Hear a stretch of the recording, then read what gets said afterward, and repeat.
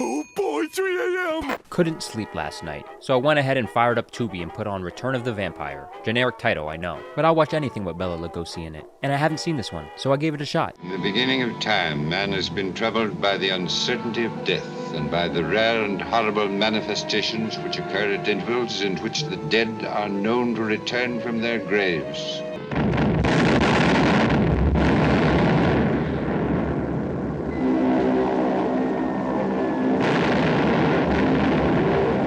Coming out during the height of World War II, and awkwardly featuring the London Bitch, Jesus Christ, and awkwardly featuring the London Blitz as a backdrop. Return of the Vampire wastes no time getting into the good stuff. Right off the bat, featuring a small but atmospheric graveyard set, as well as a werewolf and the titular vampire in the first 5 minutes, teaming up for a change at that. Glad they didn't cheap out on the werewolf makeup. Looks great, even though it's not necessarily scary. Matt Willis's makeup was reused in another Columbia picture, a little more than a decade later, in a horror B-movie with another generic title, 1956 The Werewolf. Lugosi looks great here as well as discount store Dracula, Dr. Armen Tesla, an 18th century Romanian scientist whose obsession with the vampire legend resulted in him turning into one himself. But come on.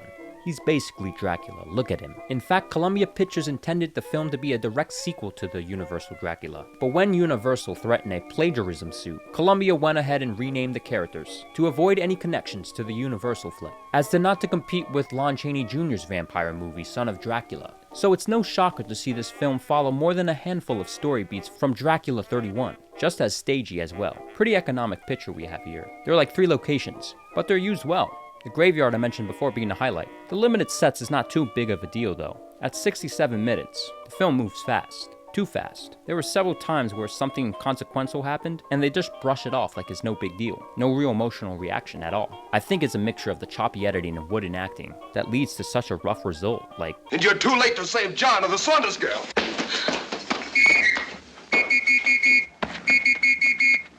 Poor Andreas. What a tragedy to lose his soul again after struggling for so many years to find it. That was pretty bad, and it happens multiple times. None of the cast do a particularly great job here. Well, besides Lugosi, of course. His last from a major studio of his career. As derivative as it is, it's still a fun role to see him play. My favorite aspect was the hypnotic whispering segments, shades of Robert Eggers' Nosferatu. But on the complete opposite spectrum, we have these poorly timed comedy bits that completely fall flat. Including one at the end that's a complete facepalm of a joke for a movie like this. I don't know, it just didn't fit in. Didn't mesh well at all. Horror comedy is a fine line and this film fails to walk it. It doesn't completely ruin the film, but it does take the air out of some scenes. I think beginners of classic Hollywood horror movies might get the most kick out of this.